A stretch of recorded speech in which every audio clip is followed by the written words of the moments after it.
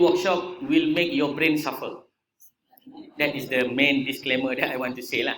So if you do not have any background with regard to the statistics, it's okay. We are trying our best to make you understand. If you got any special topic that you want to discuss with me, also can.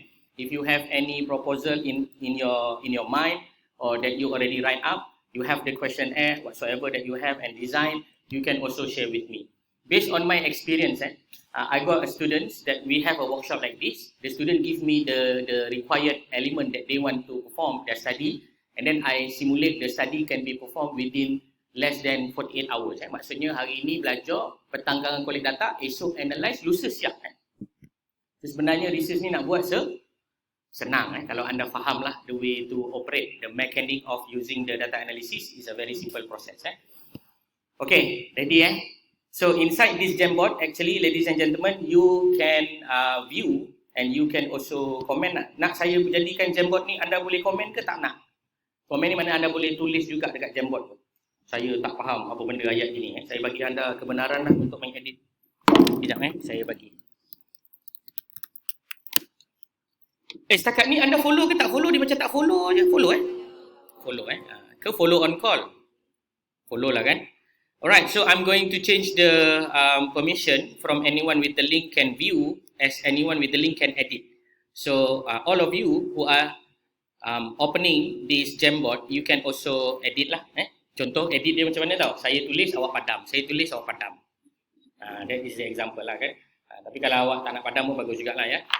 Alright, so ladies and gentlemen, let us begin with our topic. So our topic is very simple, consists of two different things that we are trying to cover today and also tomorrow. The main thing is we are going to do some sort of descriptive statistics. Dah ada orang start tulis tak apa, saya limitkan dulu. Nanti kejap lagi anda akan memadam apa yang saya tulis. Let me limit first. Okay, first of all, you have a descriptive statistics that you are going to learn, and then you have the inferential statistics. Okay, both of these are going to be covered today and tomorrow. So far so good? So good, Okay, there are some element that you are going to learn today also with regard to the descriptive statistics. Name as follow. You are going to learn about MCT, you are going to learn about MD, you are going to learn about normality, you are going to learn also about reliability, okay? And then you are going to learn also about frequency and also percentage. So this is the numbers of descriptive statistics. So if you are lazy enough, no need to write anything also lah, just see je, tengok je. Tengok, makan kismis, doa banyak-banyak ya. It's okay, insyaAllah you akan faham And then we have the inferential statistics. Inferential statistics consists of two main ideas, namely as follows. The first one is differences, and then another one will be the correlation. Correlation and also association. This is the only thing that I'm going to describe and explain to you today and also tomorrow with regard to your curriculum. Mengikut kurikulum yang digariskan oleh ILKKM daripada Wahyu Tuhan di bahagian pusat latihan, inilah antara perkara-perkara penting yang mendasari perbincangan kita. This is what we are going to discuss today and also tomorrow. And then on top of that, you're also going to learn about variables. And then you are also going to learn about scale of measurement. And then the last but not least, you're also going to learn about the sedikit sebanyaklah tentang research methodology. Research method. I do believe that all of you already learn about research method before Dah belajar ke research methodology? Dah belajar jenis-jenis study design. Have you learned about the study design before? Cross-sectional, experimental, observational kan? Dah belajar kan? Ingat lagi ke dah lupa? Ke atau anda ingatlah apa yang anda tak ingat tu? Okay, so that is the first one. We are going to learn about all these things. Dah bersedia belum ni? Sedia Okay, let us begin to the first chapter of the day. Before I begin anything with regard to those things, to all this discussion, let us answer some question lah. Boleh tak? Kita jawab soalan dulu, boleh? Boleh Saya tengok anda ni macam terlampau serius tau. Bila saya buka Jamboard menulis, anda pun sibuk-sibuk nak tulis. Tak payah, Jamboard ni boleh tekan dekat sini, download. Ni download PDF, tak payah. Tak payah tulis. Kalau nak, better buat tuliskan. Lagi cantik tulisan nampak. Tak payah tulis, ambil je nota saya ni. Okey, saya persilakan tuan-tuan dan puan-puan, hadirin hadirat sekalian, untuk menjawab soalan berikut. Anda boleh gunakan smartphone masing-masing.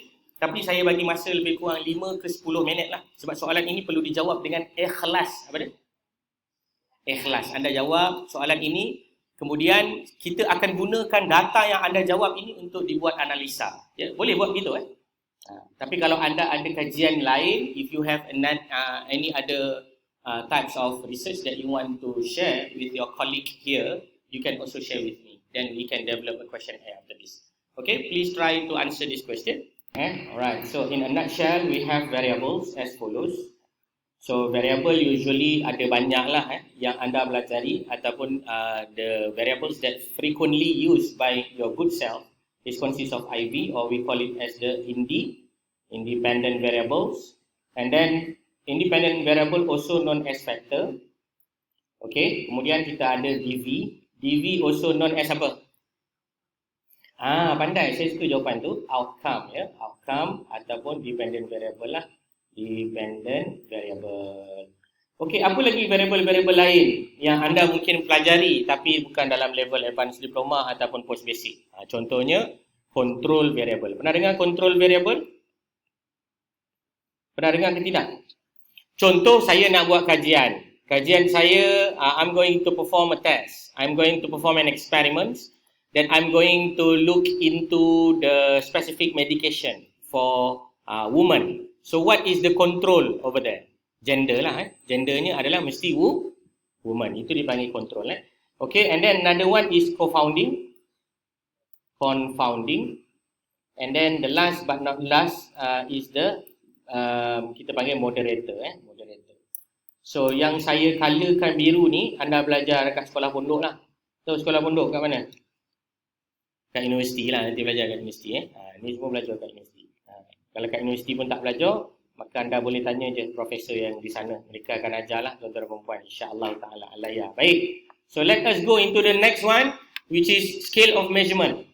Have you heard about scale of measurement? Skala pengukuran? Scale of measurement. Scale of measurement ada berapa? Semua yang saya cerita ni, memang semua ni akan digunakan di dalam aplikasi tuan-tuan dan perempuan. Selain daripada yang saya cerita ni, memang itu tak masuk dalam skala dalam topik pembincangan kita. Okey, scale of measurement. Scale of measurement ada berapa? Ya Allah, pandainya. Betul lah tu? Betul. Sangat betul tu. Ada 4 scale of measurement. Benar. Itulah benar jawapan daripada sahabat kita. Yang pertama dinamakan apa? La ilaha illallah Muhammad Rasulullah. Pandai betul lah kawan awak ni. Betul itu. Nominal. Nominal. Yang kedua? Masya Allah kana wa malam yasha' lam yakun. Betul lah. Ordinal. Lagi? Subhanallah wa bihamdihi.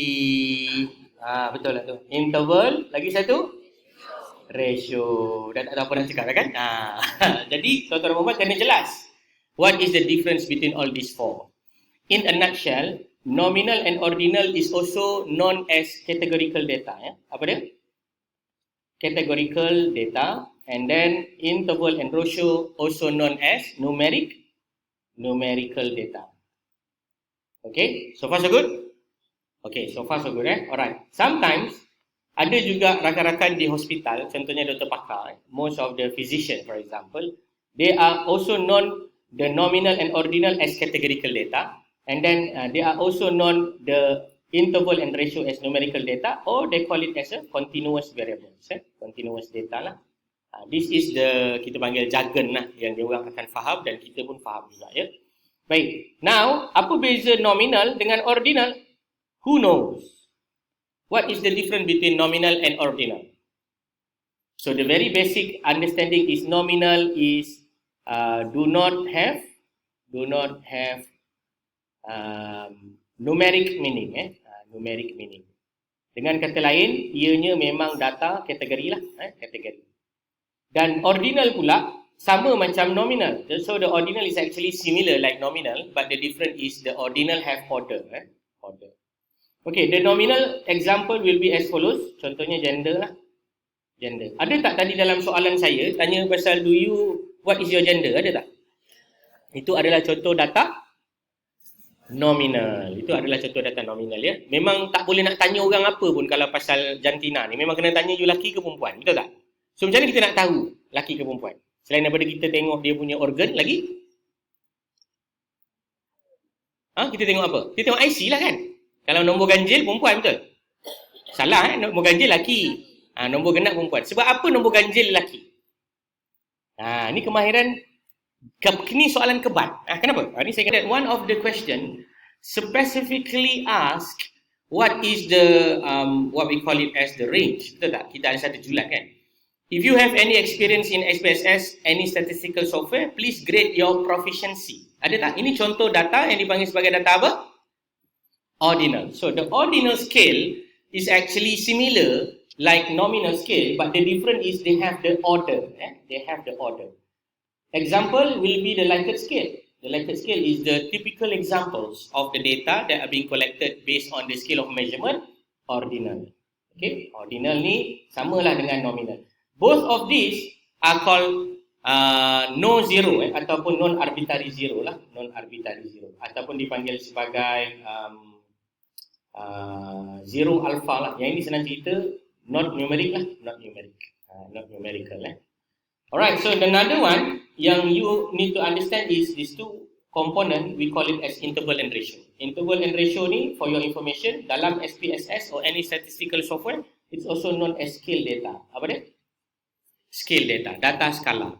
Scale data ni sometimes consists of two different approach. The first one will be integer. Integer apa? Nombor apa? Integer. Bilangan anak. Ada tak 1.3? Tak ada kan? Bilangan anak memang 1, 2, 3, 4. Jadi integer adalah nombor bulat. Anda dah lupa ke? Dah lupa tak apa. Matematik dulu belajar 20 tahun lepas. Biasalah kan? Dah lupa ya. Dapat A ke A minus dulu? A plus. Itu yang saya nak dengar. Kita ada student A plus hari ni. Bagus. Kemudian kita ada lagi satu contoh data dipanggil sebagai float. Float is also known as decimal degree ataupun decimal data lah. Nombor data yang ada perpuluhan. Okay. So far so good? Boleh follow? Or you kicap already? Kicap ni macam berkicap lah kan. Macam kicap baik. Macam tu. So far so good boleh Okay, next. Saya next kan aja. Senang. So mari kita lihat perbezaan antara variables. So I just want to emphasize on this following variables so that you will make the differences by yourself. So the first one is interval and then the another one is ratio. What is the major differences between these two? Arbitrary zero and non-arbitrary zero. Arbitrary zero and then non-arbitrary zero. Non-arbitrary zero. What is the meaning of the arbitrary zero or not? Zero, no meaning. And then another one will be zero, got meaning. Okay, contoh apa? Kalau 0 km per hour, basikal tu berjalan ke dia ataupun berhenti? 0 km sejam. Basikal tu berjalan ke pegun? Pegun lah kan? So kalau 100 bukan basikal. Awak tertipu soalan tu. Basikal tak boleh selaju 100 ni. Tak boleh. Tapi nak cerita, zero got meaning or not meaning will be defined as either it is interval or ratio. Itu yang pertama. Untuk membezakan apa itu data ratio dan apa itu data interval. Ratio, the data or the numerical data can be rationed ataupun can be divided into a nisbah lah. Contoh, satu meja ni panjang dia 2 cm. Letak 2 meja jadi berapa cm? 4 cm. Awak pun tipu saya juga. Mana meja ni panjang 2 cm? Meja ni panjang lagi baik daripada 2 cm. Betul tak betul? Dah kena bahan lagi. So that is the example of the ratio. Kalau interval contoh apa? Interval contoh anda punya markah statistik. Sekejap lagi. Tadi kan dah jawab soalan statistik kan? Tadi dah jawab belum? Dah. Nanti kita akan tengok markah statistik. Markah statistik tadi akan menunjukkan data interval. Kalau anda dapat markah yang rendah, adakah anda tidak bijak? Bukan. Ia tanda anda sebenarnya sengaja menunjukkan anda tidak bijak. Sebenarnya anda memang bijak. Betul tak? Ini adalah bukan makna sebenar. So whatever it is, in a nutshell, this interval and ratio are also known as a numerical data. Apa dia? Numerical data. Okay, so far so good Alright, so kalau dah habis semua anda punya kefahaman ini, kita akan pergi kepada the next one. Kita akan explore the descriptive statistic. Okay, so saya nak tanya pandangan lah sebelum saya pergi lebih jauh. Anda nak saya bagi lecture lagi ke nak tunggu guna komputer? Kalau tak, bateri habis. Nak saya bagi lecture dulu lepas tu